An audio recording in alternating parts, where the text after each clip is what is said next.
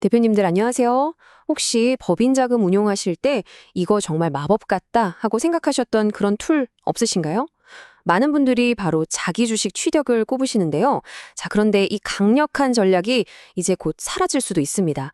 왜 우리가 지금 당장 이 마지막 기회에 주목해야 하는지 오늘 한번 제대로 파헤쳐보겠습니다. 한번 생각해 보세요.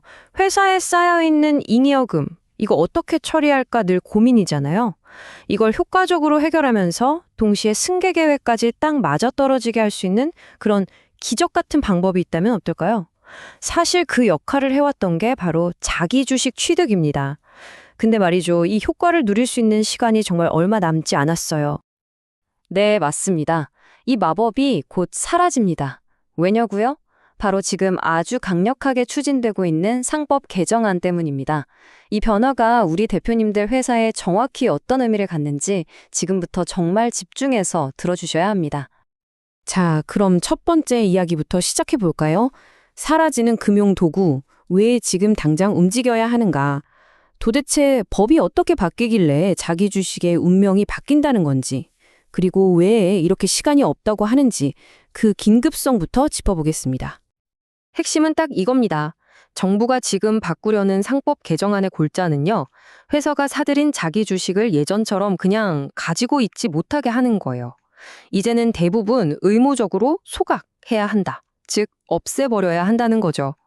이게 무슨 뜻이겠어요? 우리가 지금까지 여러 가지 목적으로 정말 유연하게 활용해왔던 그 길이 막히는 겁니다. 말 그대로 이 전략을 쓸 수 있는 마지막 창문이 지금 닫히고 있는 거예요. 그렇다면 이 닫히기 직전의 창문을 통과하려면 뭘 알아야 할까요? 자, 두 번째 파트입니다. 법적으로 문제없는 자기 주식 취득을 위한 두 가지 큰 기둥, 기본 원칙에 대해 알아보겠습니다. 이걸 모르면 아예 시작도 할 수 없어요.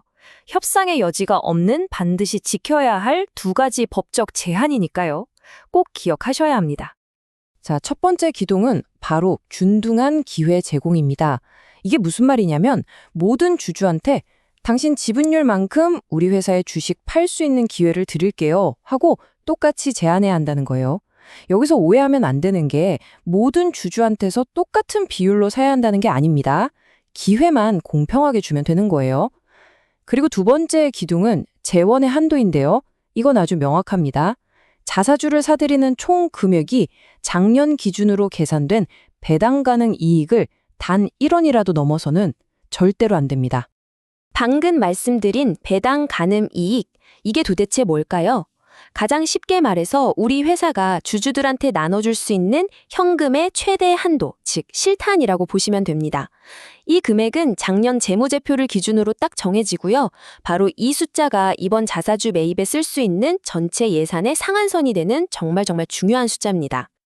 그럼 이 배당 가능 이익 어떻게 계산하는지 한번 볼까요? 일단 순자산에서 자본금이랑 법정 준비금을 빼는 것부터 시작해요. 그리고 그다음 바로 이 세 번째 단계. 여기가 실무에서 정말 많은 분들이 실수하는 아주 치명적인 포인트입니다. 뭐냐면요. 올해 배당을 할 거잖아요? 그럼 그 배당금의 10%를 이익준비금으로 써야 하는데 이걸 미리 빼야 한다는 겁니다. 이걸 빼먹고 계산하면요. 전체 판이 다 틀어지는 거예요. 정말 조심하셔야 합니다. 그리고 마지막으로 아직 실현되지 않은 이익, 예를 들어 자산 재평가로 생긴 이익 같은 것도 빼줘야 하고요. 자, 이제 기본 규칙은 다 이해하셨죠? 그럼 실제로 어떻게 진행되는지 그 실행 단계를 한번 들여다보겠습니다. 세 번째 파트, 결정부터 실행까지, A부터 Z까지 단계별로 차근차근 짚어드릴게요. 복잡해 보이지만 알고 보면 명확한 길이 있습니다. 이 전체 과정은 크게 세 덩어리로 나눌 수 있어요. 첫 번째, 주주총회 단계. 여기서는 최대 몇 주까지, 최대 얼마를 써서 언제까지 사겠다는 큰 뼈대, 즉 설계도를 그리는 겁니다. 두 번째는 이사회 단계예요. 이 설계도 안에서 그래서 구체적으로 왜 사는지, 주당 얼마에 살 건지, 신청은 언제부터 언제까지 받을 건지 같은 세부 인테리어를 결정하는 거죠.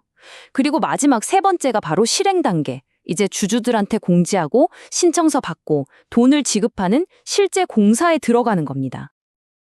이게 시간 순서대로 보면 어떻게 되냐면요. 자, 보세요. 첫날 이사회에서 주주총회 합시다 결정하고 법에서 정한 최소 2주 공고기간을 거쳐서 15일째 되는 날 주주총회를 엽니다. 그리고 바로 다음 날 또 이사회를 열어서 구체적인 조건을 확정해요. 자, 여기서 끝이 아니죠. 또 최소 2주 전에 주주들한테 통지를 해야 하니까 31일째가 됐어야 알릴 수 있고요. 드디어 46일째부터 실제 주식 매도 신청을 받기 시작하는 겁니다. 이 신청 기간도 20일에서 60일 사이로 둬야 하고요. 와, 법적으로 꼭 지켜야 하는 시간들 때문에 생각보다 꽤 긴 여정이죠.